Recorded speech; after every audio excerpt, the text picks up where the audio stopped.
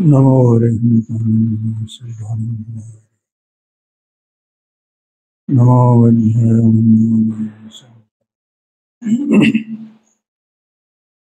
नमो समय साराय संभूते चकास्ते चित स्वभावाय भावाय सर्वभावाय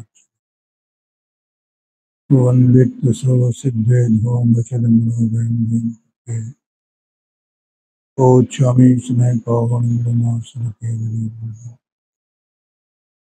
पर परिणति तो मोहनाम मोहन भावा वैरकमन भाव्य व्याप्ति कलमासिताया मम परम विशोधि शुद्ध चिन्ह मात्र मोके भवतु समय सार व्याख्यैवान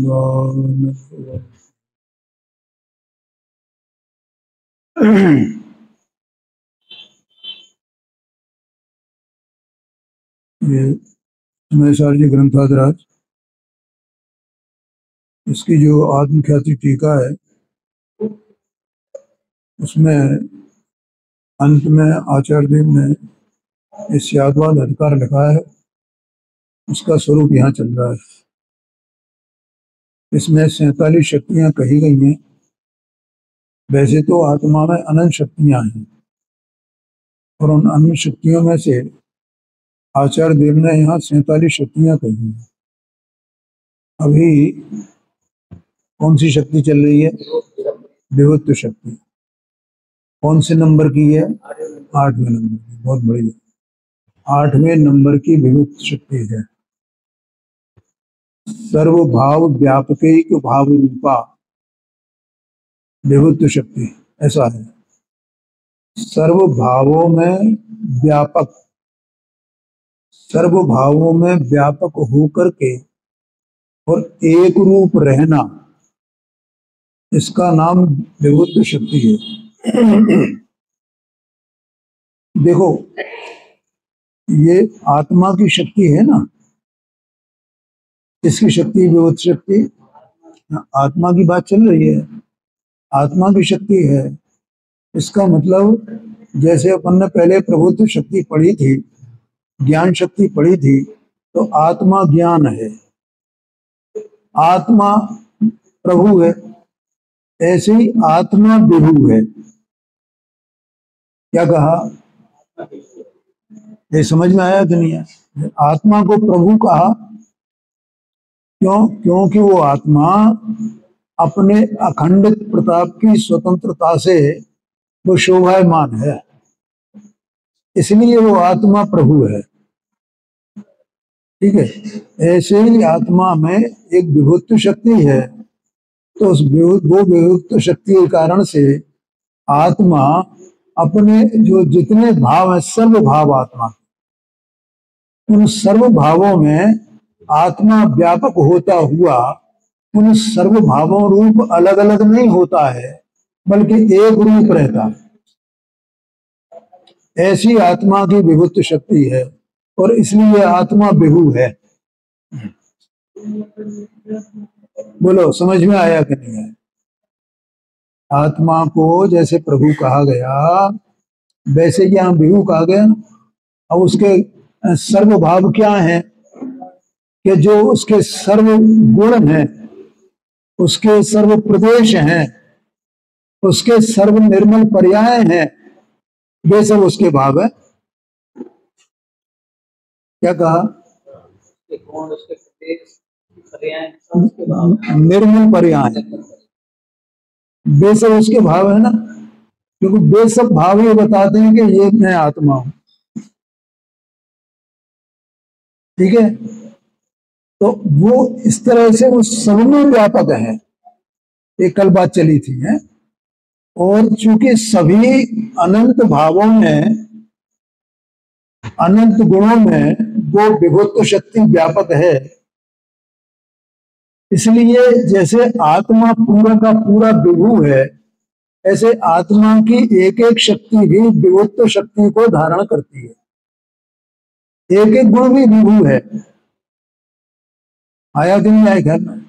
हालांकि वो गुण, एक एक गुण वो अपने गुण रूप ही रहता है, वो कोई विभु गुण रूप नहीं हो जाता है या विभु गुण उसमें नहीं आ जाता है, लेकिन उस गुण में जो विभुत्व गुण का रूप रहता है और वो विभुत्व गुण अलग ही रहता है।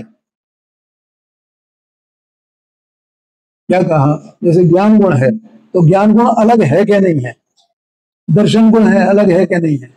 अगर ये अलग नहीं होंगे तो इनके लक्षणों से इनको जाना कैसे जाएगा। लेकिन वे अलग होकर के भी वो विभुत्व शक्ति के कारण से वे एक मेक हैं। क्या कहा, विभुत्व शक्ति के कारण से क्या है, एक में माने एक ही है, एक ही द्रव्य है, एक ही द्रव्य है, एक ही द्रव्य, उसमें भेद पड़ते ही नहीं है, वस्तु में भेद नहीं है, समझने में, बताने में, कहने में भेद आते हैं। और वे अनंत शक्तियां हैं, ऐसा भी नहीं कि नहीं हो, हैं तब तो कथन किया जाता उनका। आया कि नहीं आया ख्याल। तो ऐसा, ऐसी ये विभुत शक्ति एक आत्मा में है। तो इसमें जैसे अपनी चित्त शक्ति, जीवत्व शक्ति और अपना दृष्टि शक्ति, ज्ञान शक्ति, सुख शक्ति, ये इनको वर्णन चल गए ना, और आगे भी चलने वाले हैं। तो उन सभी में ये विभुत्व शक्ति व्यापक रहती है। ये विभुत्व शक्ति व्यापक रहती है यूं कहो, या आत्मा उनमें व्यापक है यूं कहो, और वे सब आत्मा के व्याप्य हैं। ऐसा आत्मा का और आत्मा के इन भावों में व्याप्य व्यापक भाव है, और वे अभेद हैं, एक ही है, उनमें कोई भिन्नता नहीं। बोलो समझ में आया कि नहीं, इसकी बात चल रही है ये। और अंदर में देह मन वाणी से भिन्न, ज्ञानावरणादिक 8 प्रकार के कर्मों से भिन्न और रागादि भावों से भिन्न जो आत्मा अंदर में है, उसकी बात चल रही है। ऐसा मेरा स्वरूप यहाँ विराजमान है, ठीक है, वो मैं हूं, ऐसा सत्स्वरूप वस्तु। कल उसके वो प्रदेश विदेश आकर वगैरह सब अपन ने चर्चा की थी ना, वो सबको याद करना। ऐसी वस्तु मैं हूं, इसमें क्या है, अपनी वस्तु की महिमा आनी चाहिए। महिमा आई तो उसके प्रति रुचि जागृत होगी, और महिमा नहीं आएगी तो ये है। देखो, हमें वास्तव में अपनी महिमा आएगी तब हमें देव की सच्ची महिमा आएगी। जब हमें अपनी महिमा आएगी तो हमें गुरु की सच्ची महिमा आएगी। अगर हमें अपनी महिमा नहीं आई तो हम इनकी महिमा करें तो इनसे हमारा कोई क्या हुआ, उसमें कोई लाभ होएगा? उनकी महिमा करने में कुछ पुण्यबंध हो जाएगा, उसमें कोई वो नहीं है, ठीक है ना, उसमें कोई, उसका कोई निषेध नहीं है उनकी महिमा। लेकिन उनकी महिमा भी वास्तव में कब हो पाएगी? क्योंकि जब उनके स्वरूप को जानेंगे तब हो पाएगी ना, सच्ची महिमा तो तभी है ना, उनके स्वरूप को ही नहीं जाने। अभी तो मैं एक बात बोलता हूं, अपन पूजा पढ़ते हैं, तो पूजा पढ़ते हैं, एक दिन मैंने बताया भी था, तो उनके शब्दों के अर्थ क्या है ना, यही पता नहीं है। आज बासु स्वामी की पूजा की, बास पूज बस पूज तनुत पद वासप सेवते आई। अब इस लाइन का क्या अर्थ है भैया? उन्हें वो उसका भाव ही नहीं मालूम होगा, अर्थ ही मालूम नहीं होगा, तो हमें महिमा काय की आएगी?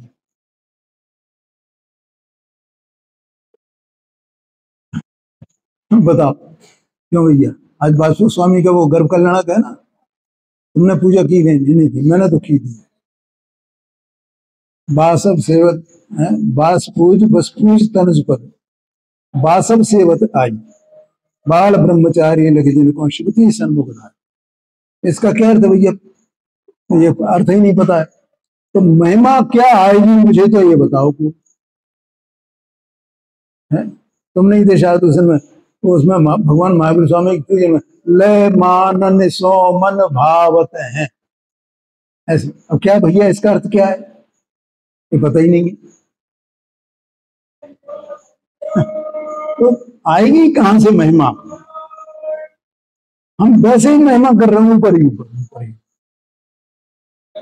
तो वस्तु हमें दिखे है, उसका भाव हमें पकड़ में आवे। अभी तो शब्दों का ही भाव पकड़ में आवे, उनका स्वरूप का भाव तो बहुत मुश्किल है। वो तो अपने निज स्वरूप के भान बिना उनका भाव तो पकड़ में नहीं आएगा। लेकिन अभी शब्दों से अपन उनकी महिमा करते हैं ना, तो शब्दों का भाव तो अपने को समझ में आवे, इसका क्या अर्थ है।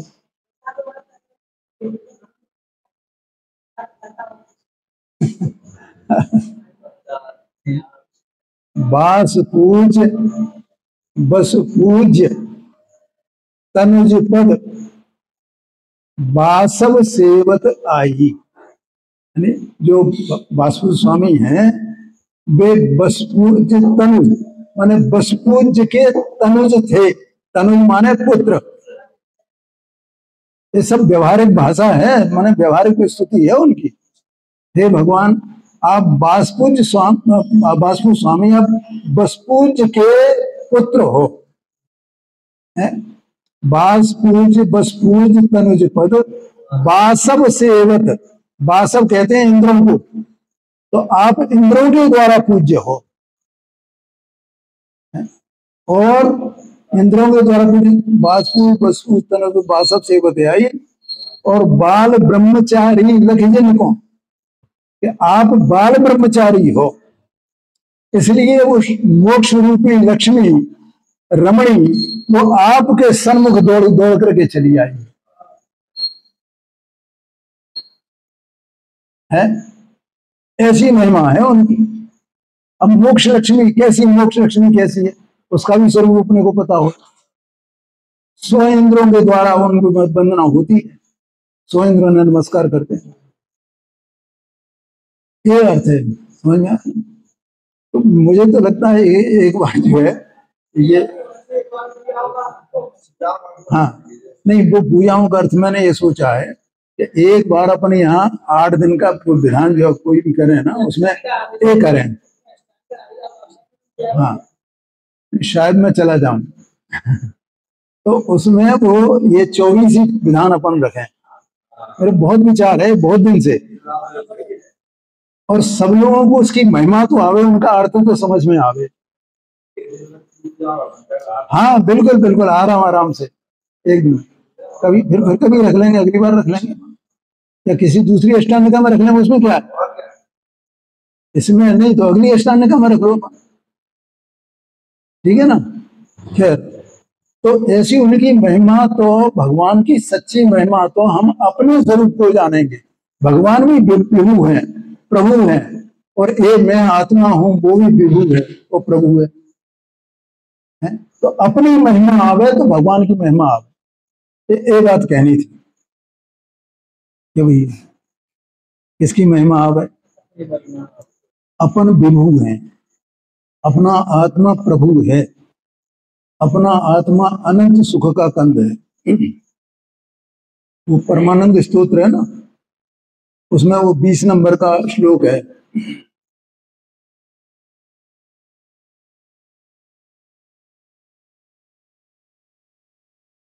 क्या है वो, याद नहीं है।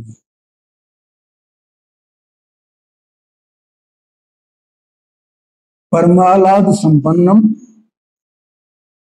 परमालाद संपन्नम राग द्वेष विवर्जितम अनंत सुख संपन्नम परमालाद संपन्नम राग द्वेष विवर्जितम अरहंतम देह मध्य, माने अंदर में अरहंत परमात्मा विराजमान। इनको जो अरहंतपना प्रकट हुआ है ना भैया, ये कहां से आया। वो अंदर था, अनंत चतुष्ट रूप अंदर है। वो ऐसे ही उसमें कुछ आता है, मैं भूल रहा हूं उसको। तो वो अंदर में अनंत चतुष्ट विराजमान है।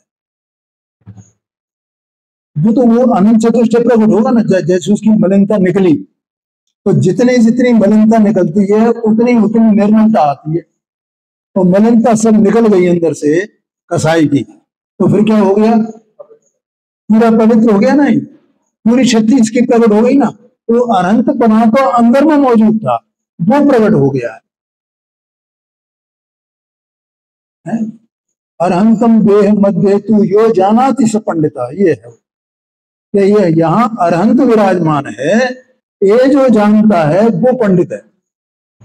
पर यहाँ ये व्याख्यान करना ये भी पंडिताई नहीं है, इसमें काई पंडिताई है। आया समझ में?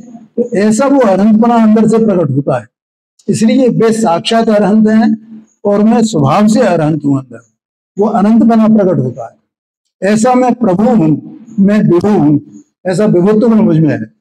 और ये जो विभुत्व गुण है ना आत्मा का, तो आत्मा जैसे देह मनवाणी यहां पर है और देह मनवाणी की सब क्रिया चल रही है, ठीक है, तो अपन ये कहते हैं कि आत्मा इस क्रिया को स्पर्श नहीं करता है, एक परमाणु को। इसका मतलब आत्मा का जो विभुत्व गुण है वो देह मन वाणी की क्रिया में व्यापक नहीं होता है।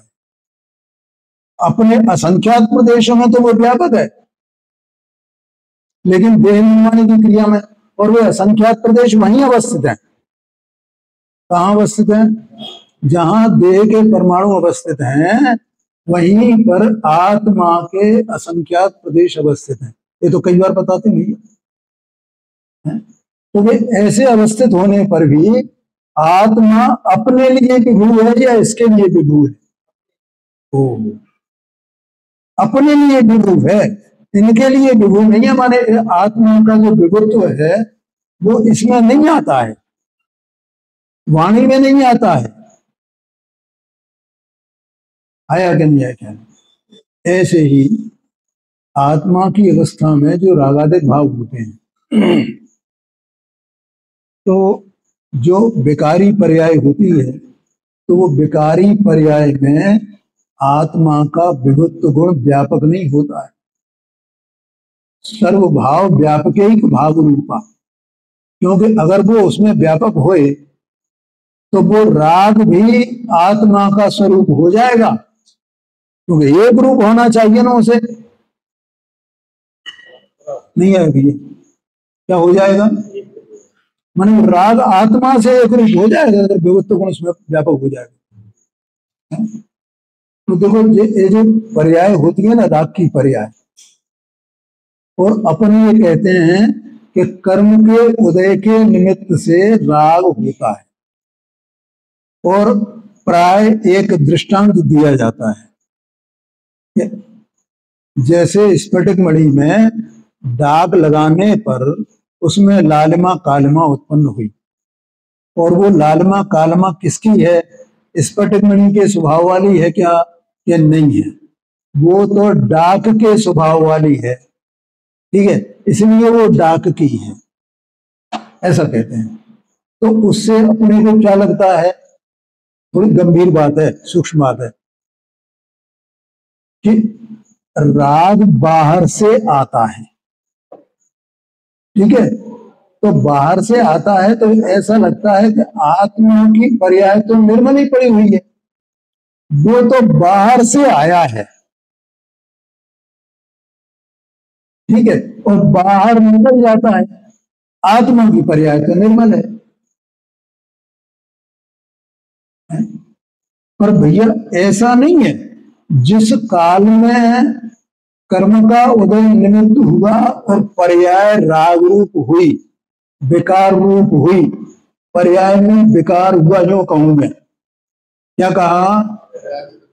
पर्याय में विकार हुआ, तो वो पर्याय वैसी ही होती है स्वयं।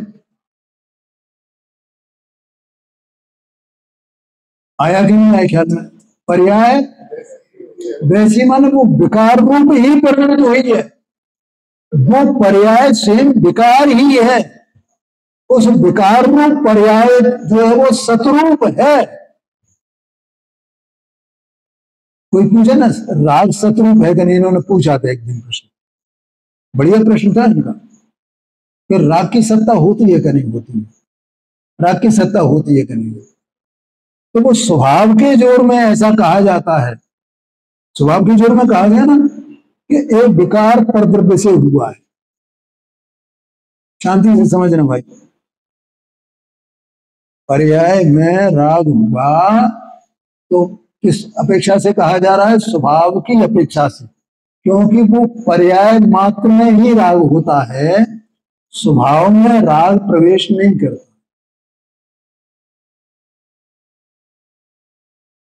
पर्याय मात्र में ही राग होता है, स्वभाव में प्रवेश नहीं करता है। इसलिए उसको कहते हैं कि ये राग आत्मा में नहीं हुआ, ये तो पर्याय में हुआ है, पर्याय तक सीमित है। तो अपने को ऐसा लगता है कि पर्याय तक सीमित पर्याय में हुआ है और ये निकल गया तो पर्याय तो शुद्ध ही बन गई। तो राग का अस्तित्व होएगा क्या नहीं होएगा भैया? राग की सत्ता है कि नहीं है? राग की सत्ता है कि नहीं है? वो तो निकल जाता है। फिर राग रहा कहां? तो क्या राग वो जो कर्म है उससे अभेद है? उसमें से आया था और उससे अभेद है, तो कर्म में राग की सत्ता है क्या? आत्मा की अवस्था में राग की सत्ता नहीं होती है क्या? ऐसा अपने को प्रश्न आ सकता है, ऐसी शंका हो सकती है ना। बोलो मेरी बात समझ में आई कि नहीं आई? इसलिए कहा मैंने शांति से समझना। तो हमको एक प्रश्न आता है, राग की सत्ता होगी क्या नहीं होगी? राग उसी में मान लिया ना हमने, कर्म के उदय से हुआ, तो वो कर्म हटा और राग गया, कर्म हटा और राग गया। इसका मतलब राग उसमें था, उसमें से आया, जैसे स्फटिक मणि में, और वो हटा और वो निकल गया है। तो फिर राग की सत्ता हुई क्या नहीं हुई? वो तो कर्म तो पौद्गलिक है, और राग को भी पौद्गलिक कह दिया गया स्वभाव की अपेक्षा से। स्वभाव की अपेक्षा से राग को भी पौद्गलिक कह दिया गया, तो वो राग की फिर सत्ता कहीं रही क्या नहीं रही? भैया बात समझ में आई कि नहीं आई? भैया उसका उत्तर ये है। हाँ बोलो बोलो कुछ। हाँ जी हाँ जी हाँ।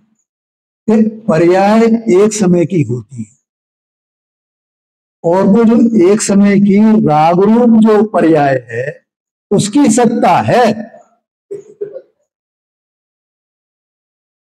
राग की कोई पृथक से सत्ता नहीं है, जैसे कर्म की सत्ता है। आया कि नहीं आया ख्याल? अब वो पर्याय गई तो दूसरी निर्मल पर्याय आएगी ना। क्या कहा? एक पर्याय विकार की राग की गई, वो तो व्यय रूप है, उत्पाद व्यय रूप है, तो उसका उत्पाद हुआ और व्यय हो गया। अब दूसरी जो उत्पाद होगी पर्याय में कौन सी होगी? मान लो निर्मल पर्याय है वो, तो राग तो उस पर्याय के विलय के साथ में विलय को प्राप्त हो गया ना, है नहीं? राग की सत्ता नहीं है, पर्याय में राग, पर्याय परिणति है ना राग रूप। क्या कहा? कौन परिणता है? पर्याय परिणति है, पर्याय राग रूप होती है, उसकी सत्ता थी। हाँ जी हाँ जी।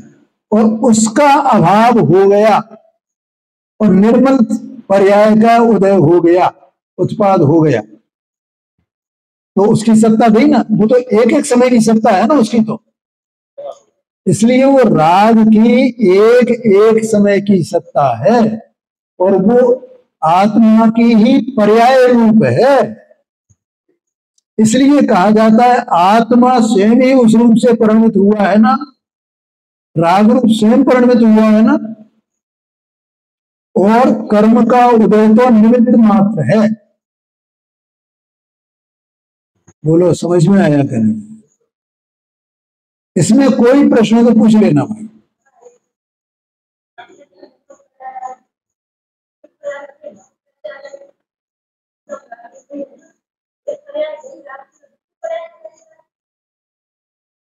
कोई बात नहीं।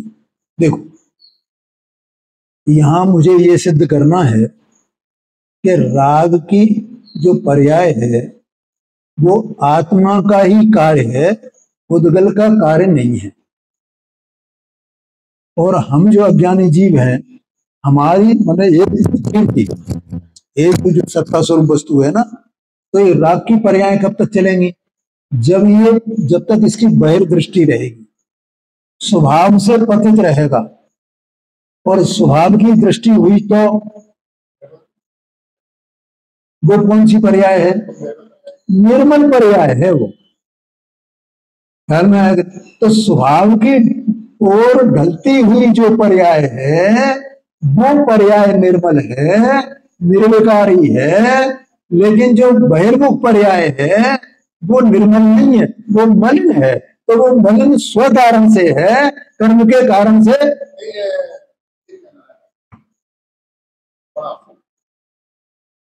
बोलो, आपके प्रश्न का उत्तर मिला क्या? नहीं मिला? नहीं मिला तो फिर दोबारा प्रश्न करो, कोई चिंता की बात नहीं।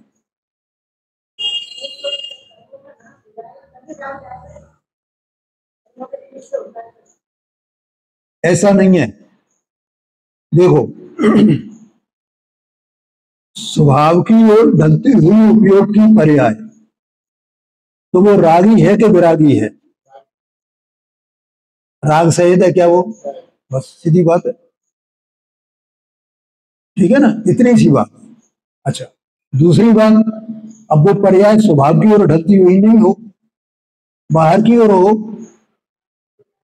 परद्रव्य का लक्ष्य करती हो, वो नियम है। देह मन वाणी ज्ञानावरण आदि आठ कर्म, इनका कोई वो नहीं है उसमें सहयोग।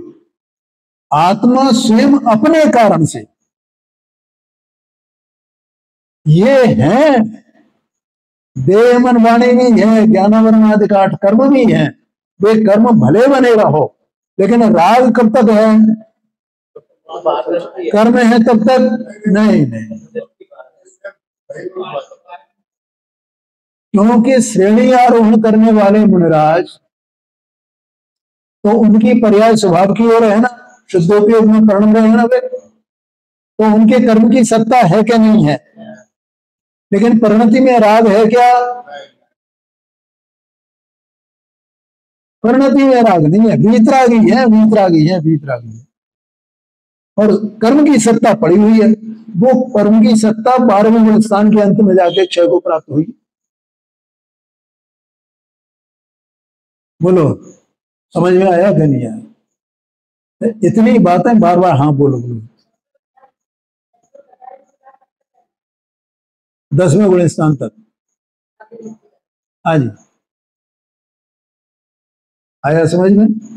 तो इस प्रकार से यहां ये कहना था कि जो विविक्त गुण है वो राग के विकारी पर्याय में व्याप्त नहीं होता है, उसमें व्यापक नहीं होता है, वो विविक्त गुण अपने निर्मल पर्याय में व्यापक होता है। इसलिए सर्वभाव व्यापक भाव रूपा विविक्त शक्ति, ऐसा समझना। आया समझ में गिरी? हाँ हाँ, अज्ञान की पर्याय जितनी है उन अज्ञान की पर्यायों को व्यापक नहीं होता है। बस जो ज्ञानमयी पर्याय है, अपने स्वभाव की पर्याय, सम्यक दर्शन की पर्याय, सम्यक ज्ञान की पर्याय, सम्यक चारित्र की पर्याय, आत्मा की पर्याय, शुभ भाव की पर्याय नहीं, उसमें व्यापक नहीं है।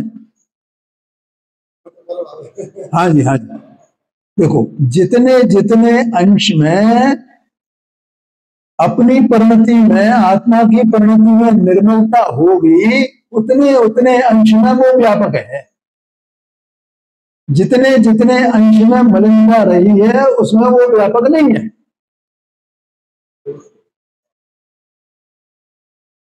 आया कि नहीं आया ख्याल में? ऐसा समझना, देह मनवाणी और कर्म ज्ञानावरण दयाड़ी तो कोई बात नहीं भाई, उसमें राग में भी वो व्यापक नहीं है। हाँ जी,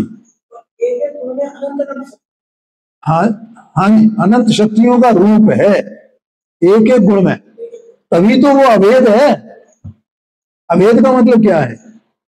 अभेद का मतलब यह है कि एक एक गुण लक्षण से जाना जाता है, लेकिन एक एक गुण बिल्कुल अलग अलग स्वतंत्र हुए ऐसा नहीं है। एक एक गुण में अनंत अनंत गुणों का रूप है।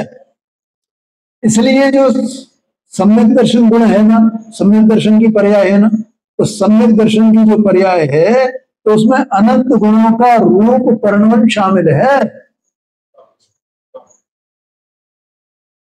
लेकिन वो भेद करके बताया जाएगा ना सम्यक दर्शन क्या है। इसलिए श्रीमती ने लिखा सर्वगुणांश सम्यक। सम्यक दर्शन जो है उसमें समस्त गुणों का अंश विद्यमान है। नहीं तो मैं ये पूछता हूं, अगर ऐसा नहीं हो तो जीव को सम्यक दर्शन होने पर अपनी अनंत महिमा क्यों आवे, काय पे आएगी? इसका मतलब उसको एक क्षण के सम्यक दर्शन में अपनी अनंतता का, अपनी अनंत सामर्थ्य का उसे भान हो जाता है। आया कि नहीं आया क्या? तो चाहे सम्यक दर्शन कहो, चाहे सम्यक ज्ञान कहो, चाहे सम्यक, उनको अलग अलग उससे बताया जाता है भैया ये सम्यक दर्शन। और जिस समय सम्यक दर्शन होगा तो सम्यक दर्शन में क्या होगा, तो उपयोग कहाँ जाएगा भैया? स्वभाव की ओर, स्वभाव में लीन होगा ना। तो जिस काल में वो उपयोग स्वभाव में लीन हुआ एक समय के लिए भले, लेकिन उस एक समय की पर्याय में जो स्वभाव में लीन है उसमें उसकी अनंत शक्तियां शामिल है कि उनका परिणमन शामिल है, उनका वो वेदन करता है? तभी तो उसका लक्षण गुरुदेव श्री बताते हैं कि भैया वो अतीन्द्रिय आनंद का वेदन होना ये सम्यक दर्शन का लक्षण है। और वो अतीन्द्रिय आनंद का वेदन हुआ तो उससे वो समझ गया कि सच्चा सुख क्या है, और ये बाहर का भोगों का, पांच इंद्रियों का विषय सुख, ये सुख क्या है, ये सब दुखमय भाव हैं और यही सच्चा सुख है, ऐसा जान जाता है। इसलिए उसे उसकी रुचि हो जाती है, उधर बढ़ता है। समझ में आया? ऐसा ये विभुत्व गुण है। अब गुरुदेव सिंह का यहाँ कुछ वचन है, वो अपन देखते हैं।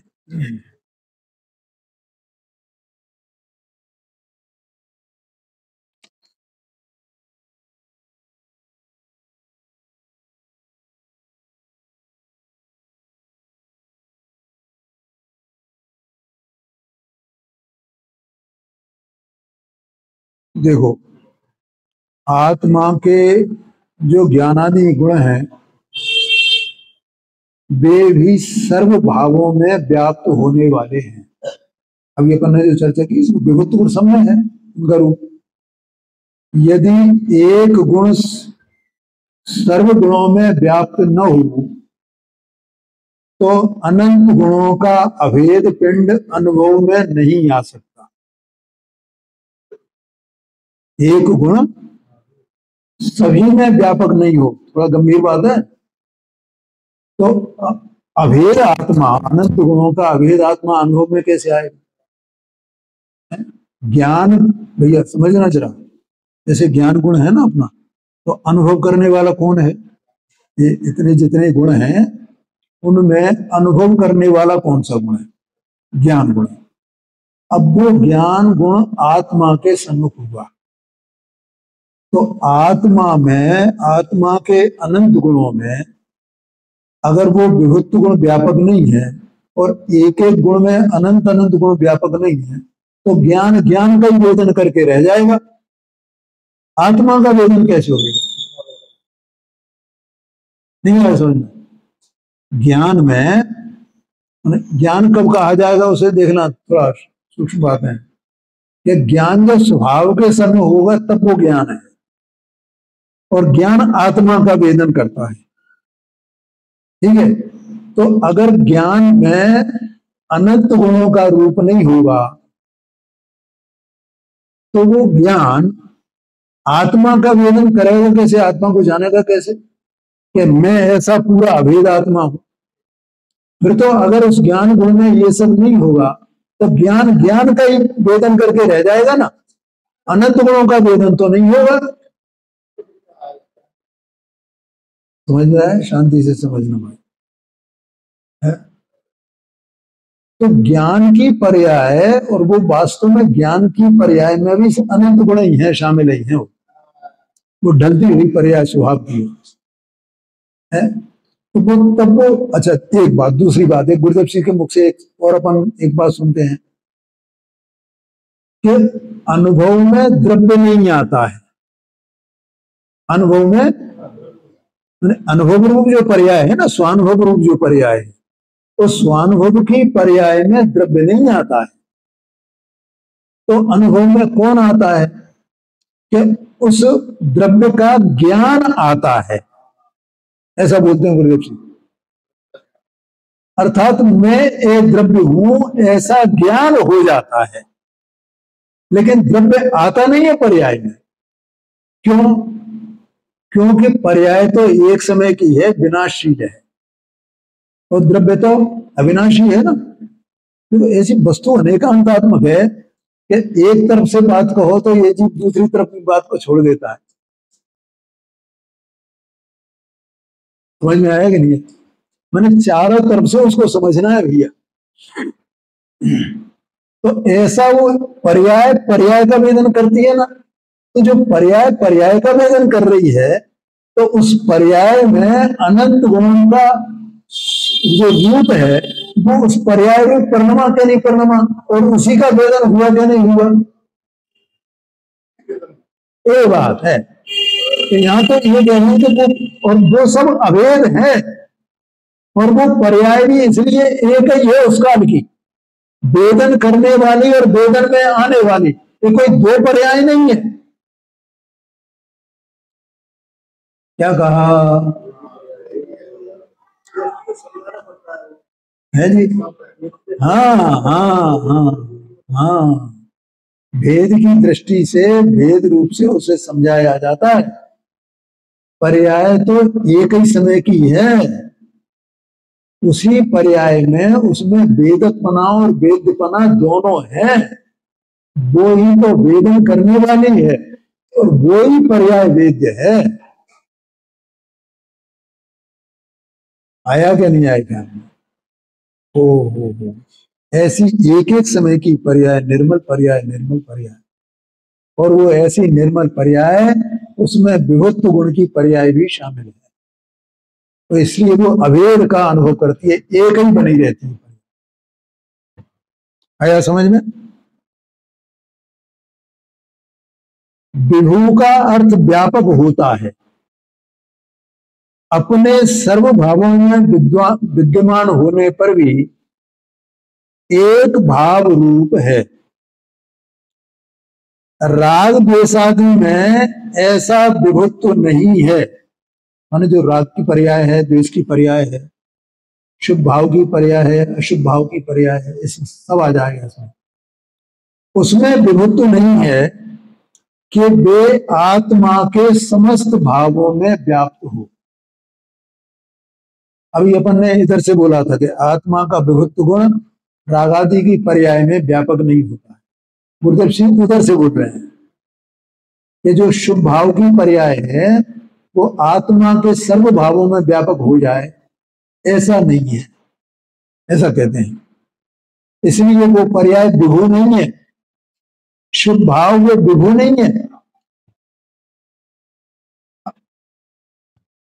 एक समय की राग पर्याय श्रद्धा, ज्ञान, चारित्र आदि समस्त गुणों में व्याप्त नहीं हो सकती, वो उसमें व्याप्त नहीं होती है।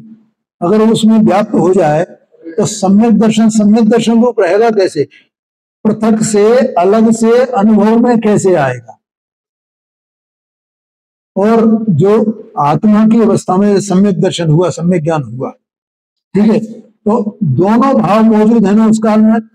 विकार भाव भी मौजूद है और निर्विकार भाव भी मौजूद है। और अगर वो राग उसमें व्यापक हो जाए सम्यक ज्ञान में, तो वो सम्यक ज्ञान कैसे अनुभव करेगा, कैसे जानेगा कि ये राग है और ये मैं हूं? हाँ, उसका जो स्वतः प्रकाशकपना वो खंडित हो जाएगा, वो स्वभाव रहेगा ही नहीं उसका। क्या भैया, थोड़ी सूक्ष्म बात है। एक समय पर्यंत का राग चारित्र गुण में भी व्याप्त नहीं है, जबकि आत्मा की श्रद्धा, ज्ञान, चारित्र, जीवत्व, अस्तित्व आदि शक्तियां तो समस्त गुणों में व्याप्त हैं। ये सब शक्तियां व्याप्त हैं। किसके कारण से? विभुत्व शक्ति के कारण से, क्योंकि सब में विभुत्व शक्ति का रूप है। विभुत्व शक्ति को जानने से रागादि भावों की ओर का उत्साह नहीं रहता। क्या कहा? विभुत्व शक्ति को जानने से जो रागादि भाव होते हैं ना, धर्मात्मा को भी रागादि भाव तो होते हैं, लेकिन उसे उनका उत्साह नहीं होता है, उनका उत्साह नहीं होता। माने देखो, अशुभ भावों को तो सभी बुरा मानते हैं और अज्ञानियों को शुभ भाव में उत्साह होता है। अपने जैसे अज्ञानियों को क्या है? शुभ भाव में उत्साह होता भैया। लेकिन जब सम्यक दर्शन हो जीव को, तो उसे शुभ भाव में से उत्साह निकल जाता है। शुभ भाव नहीं होता ये बात नहीं है, शुभ भाव तो होता है, लेकिन शुभ भाव में से उत्साह निकल जाता है। और रुचि का उत्साह त्रिकाली स्वभाव की ओर उन्मुख हो जाता है। क्यों हो जाता भैया? इसलिए हो जाता है, गुरुदेव जी ने कहा, विभुत्व गुणों को जानने से। कि कैसे? कि ये इतने अनंत गुणों का अभेद पिंड एक आत्मा में हूं, ऐसा किसके द्वारा जानना होता है? वो विभुत्व शक्ति जो ज्ञान में व्यापक है, वो ज्ञान उस विभुत्व शक्ति से व्यापक ज्ञान की पर्याय है, वो ऐसा जानती है।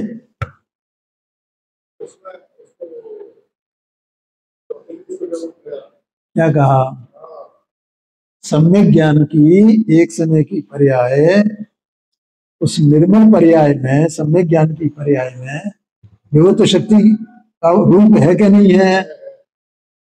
उसके कारण से वो अपने को कैसा जानती है कि मैं ये अनंत गुण वाला होने पर भी ये अलग अलग गुणों वाला हूं, या मैं अभेद एक वस्तु हूं। अभेद एक वस्तु है, ऐसा जानता है। इसलिए गुरुदेव जी ने कहा कि विभुत्व गुण के कारण जानने से आत्मा में जो रुचि है, वो रुचि का उत्साह किधर हो जाता है?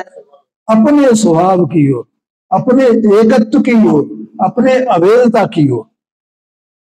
ठीक है? अच्छा, अपने अभेदता की ओर जब उसका रुचि उत्साह बढ़ता है, इसका मतलब ये हुआ कि भेद में से उसकी रुचि का अभाव होता है। भेद माने क्या? कि जो आत्मा के स्वभाव रूप नहीं है, वे सब भेद हैं। नहीं है जी? हाँ, मैं सब बता रहा हूँ। 5वीं गाथा में कुंद कुंद देव ने क्या कहा कि मैं एकत्व विभक्त आत्मा को बताऊंगा। तो एकत्व में क्या? विभक्त शक्ति के कारण से एकत्व है, और उसके एकत्व में शुभ भाव अशुभ भाव शामिल नहीं है, देह निर्माण की क्रिया शामिल नहीं है, ज्ञानावरणादिक 8 कर्मों के उदयादि शामिल नहीं है। 5 मिनट और बचे। क्या कहा? समझ में आया ना? तो वो एकत्व विभक्त आत्मा, उसकी रुचि उससे हो गई ना, और उसके जो भेद रूप भाव है, उनकी रुचि वो छूट गई। अनादि से कहाँ रुचि थी? भेद रूप भावों में, और अब कहाँ रुचि हो गई? एक अभेद आत्मा में। अब उनकी रुचि छूट गई। अपन जो अज्ञानी अपनों किधर की रुचि है? बोलो। एक क्रिया की, एक राग की, शुभ भाव की, इसकी सब रुचि है ना भैया? है? क्यों? क्योंकि अपना जो आत्मा है, इसका जो उपयोग है, ये उपयोग अनादि से इसी तरफ देख रहा है। तो यहाँ जब यहाँ धर्म में आया, धर्म की ओर उन्मुख हुआ ये, तो धर्म की ओर उन्मुख होने पर इसे अशुभ भाव तो अच्छे नहीं लगे। वो ऐसा मानता है अशुभ भाव तो अच्छे नहीं है, ये तो छोड़ने योग्य है, और शुभ भाव छोड़ने योग्य नहीं है ना, तो शुभ भाव की रुचि उसे हो गई। ये सब अपनी दशा है, अपनी दशा है। लेकिन जब आत्मा की रुचि हो, उसे विभुत्व गुण से आत्मा के अभेद पने की रुचि हो, तो इसकी रुचि नहीं रहेगी गारंटी से, और ये हुए बिना रहेंगे नहीं, एक ही गारंटी है। अभी हम उन्हें रुचि पूर्वक उनका यत्न करते हैं, और फिर बाद में वे बिना यत्न के ही होंगे, क्योंकि हमारा यत्न किधर हो जाएगा फिर। यही बात है। आया कि नहीं आया ख्याल में? ऐसी बातें भैया, ये गुरुदेव सिंह की वाणी है। देखो, आत्मा लोकालोक में व्यापक नहीं होता, बाह्य में व्यापक नहीं है, बाह्य में सर्व से भिन्न और अंतर में सर्वव्यापक ऐसा आत्मा का विभुत्व स्वभाव है। बाहर में सबसे भिन्न, अभी अभी बोला था, बोला सबसे भिन्न है। राग से भी आत्मा का स्वभाव नहीं है ना। देखो वो बात अलग है, वो कि हमें राग की सत्ता बतानी थी वहां, कि राग की सत्ता है कि नहीं है। तो राग की सत्ता किस रूप में, ये अपन ने सिद्ध किया। तो आत्मा की एक समय की विकारी पर्याय वो ही राग की सत्ता है, और कोई राग की सत्ता नहीं है। ठीक है ना। लेकिन हम भेद करके देखेंगे आत्मा के स्वभाव को, आत्मा को जानेंगे कैसे? उसके स्वभाव से, उसके अनंत गुणों के अभेदपने से आत्मा को जानेंगे, पर्याय से तो जान नहीं सकते हैं। तो ऐसे आत्मा की जब दृष्टि होगी तो बाकी रागादिक भाव क्या है, सब भेद रूप है ना, क्यों? वो आत्मा का स्वरूप नहीं है। रागादिक आत्मा का स्वरूप नहीं है, इसलिए आत्मा वास्तव में उनमें व्यापक नहीं होता है। आत्मा अपने स्वभाव में व्यापक होता है। पर्याय तो एक समय की जाने वाली है, उस एक समय की विकारी पर्याय में आत्मा का स्वभाव व्यापक नहीं होता। आया कि नहीं आया? पर्याय सुनित परिणमती है, लेकिन वो विनाशिक है, वो विनाशिक है। तो भैया मेरी पर्याय ऐसी परिणमती है, तो मुझे कुछ पर्याय नहीं करना है? नहीं नहीं, तुझे कुछ नहीं करना है। तू तो अपने विविध गुणशाली में जो आत्मा स्वयं है, जो अभेद है, उसकी दृष्टि कर बस। क्या करना है? उसकी दृष्टि करना है, वो सब अपने आप छूट जाएंगे, तो रहे ही नहीं ना, उसकी सत्ता रही नहीं, राग की सत्ता नहीं रही भाई, तू तो अपने में अभेद हो गया है।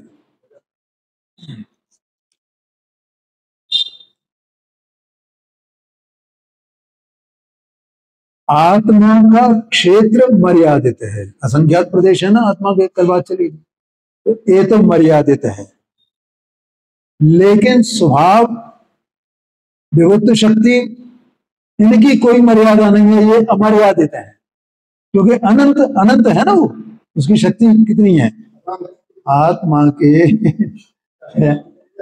एक एक गुण की शक्ति कितनी कितनी है। जिसका कभी अंत नहीं आवे, और जिसका अंत आ जाए तो वो मर्यादित हो गया ना। कि कैसे? कि आत्मा के असंख्यात प्रदेश हैं, लोकाकाश प्रमाण है, तो लोकाकाश तो मर्यादित है ना, लेकिन अलोकाकाश तो मर्यादित नहीं है ना, वो तो अमर्यादित है। तो उसी की तरह आत्मा की अनंत शक्तियां हैं, उनमें एक एक शक्ति अमर्यादित है, ऐसा यहां कहते हैं। ख्याल में आया कि नहीं? समय हो गया है, आगे चर्चा करते हैं।